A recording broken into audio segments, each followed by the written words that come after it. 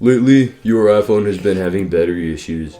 You charged it overnight, and without even using it that much, it was dead by 3, and you missed the transit bus because you couldn't call them. When you got home, you thought, what the is wrong with my phone? I used low power mode and airplane mode. I guess I'll just succumb to Tim Cook's planned obsolescence and buy the new i14. Well, ladies and gentlemen, you're in luck because there are other good ways to get better battery life on your iPhone, and I'm going to show them to you today.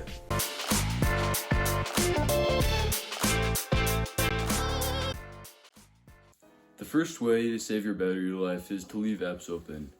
A lot of people think that they're saving their battery life by closing apps as soon as they're done using them. In fact, for me, I even have the muscle memory from a built-up habit over time to close an app as soon as I'm done using it.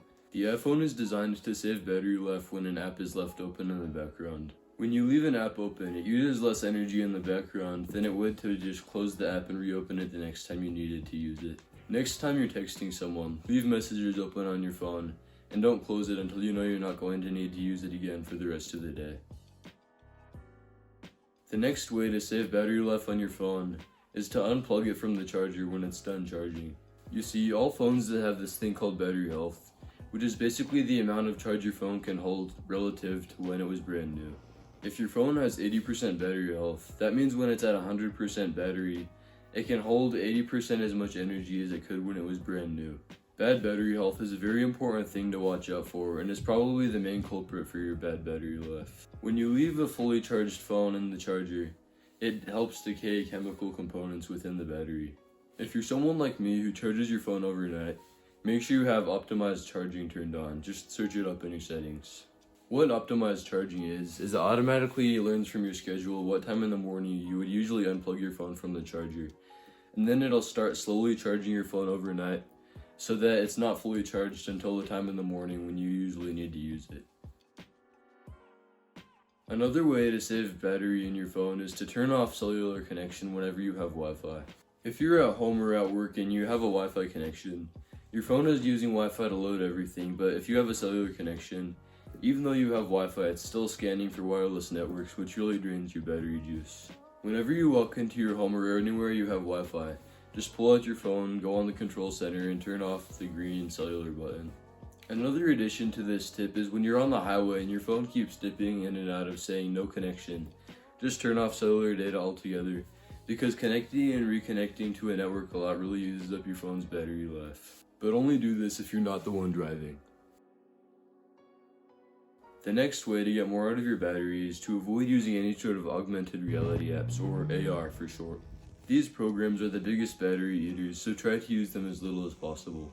And it can be pretty fun sometimes, like using live view on Google Maps, but I just see that as another little unnecessary feature that destroys your phone's battery.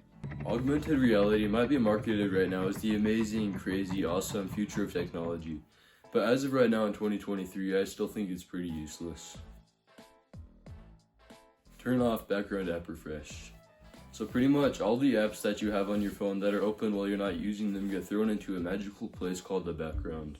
If you have background app refresh turned on, all of these apps pretend like you're on them even though you're not, and this setting is turned on by default. If you have this turned off, apps in the background will stop using energy and won't start again until you start using them again.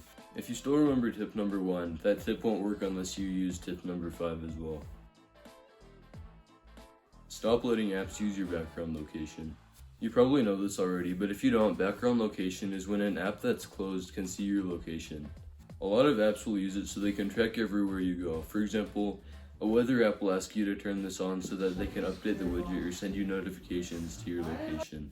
But honestly, when was the last time widgets were actually useful? You're probably going to end up just opening the full app anyway instead of just looking at that weather widget to see the information. Another thing that will save your battery life is to turn off 5G if you have one of the newer iPhones. If you've got one of those newer phones with this expensive but useless feature, and most of the time it'll be switching back and forth between the LTE 4G and 5G, which really eats your battery life. As of 2023, 5G is still garbage in most places. A lot of the time, 5G is actually slower than 4G, so you won't really notice much of a speed slowdown or anything once you turn it off. Turn off the setting, listen for Hey Siri. If you don't know already, listen for Hey Siri is just a hands-free way of your phone always listening to you to see if you say, "Hey Siri," and then Siri will come. This requires your phone's microphone to be constantly turned on all the time, which drains your battery. This setting is turned on by default on most iPhones, so just go into Settings, Siri and Search, and toggle off the green slider. If you ever need to use Siri, just hold down the home button on one of the older iPhones, or hold down the side button on the newer iPhones. Having it turned off won't be a very big deal for most, because Siri isn't exactly one of the most helpful or smart voice assistants. If you had an Android phone with Google Assistant, that would be another story. Keep your phone out of the heat. Next time you go on a long distance bike trip or camping or any other similar activity, make sure to keep your phone out of the sun. Heat exposure can hurt your phone's battery health and cause it to hold less juice. If your phone is in direct sunlight or buried under a bunch of stuff in your bag, it will heat up very quickly. So if you're on one of these trips and you have a water backpack, make sure you put it near the part that holds all the water. You should also avoid leaving your phone in a hot car. And if you go camping in the summer, make sure you don't leave it in your sleeping bag or tent when you're out fishing or climbing or whatever you're doing. Turn on reduce motion in your settings. You know all those fun little animations on your phone, like when you open or switch apps? And you know how on your screen your wallpaper moves around when you tilt your phone? When you turn on reduce motion, it gets rid of all these animations and also this tilt effect. Your phone's gyroscope or tilt sensor won't be taking bites out of the battery all the time anymore, and your display will also use less battery with all these unnecessary animations. This reduce motion setting replaces all of that stuff with just a simple fade effect. Sure, your phone may not look as cool anymore, but I think the utility is more important than the aesthetics. Turn off keyboard haptics. Keyboard haptics are those little vibrations you feel when you're typing, and they were introduced with iOS 16. Sometimes it makes it a little more fun and enjoyable to type, especially if you have one of the newer iPhones with the stronger vibration motor. But it also uses up a lot of energy, and I think turning this setting off is worth the extra battery. I know this video is titled 11 tips for iPhone battery saving, but there's one more bonus tip I have that might trigger some people.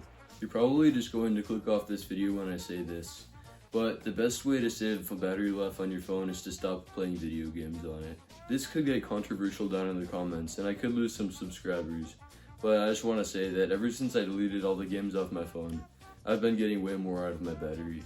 I'll leave a link to a video down in the description on why you should stop playing video games. Well guys, I hope you liked these 12 tips on how to get more juice out of your iPhone. Let me know down in the comments which of these tips you're going to implement into your life. This is only my 8th video now, so I'm still a pretty new YouTuber. So if you like this video, do all the stuff, like, subscribe, press all those buttons. That's all for today guys. Peace.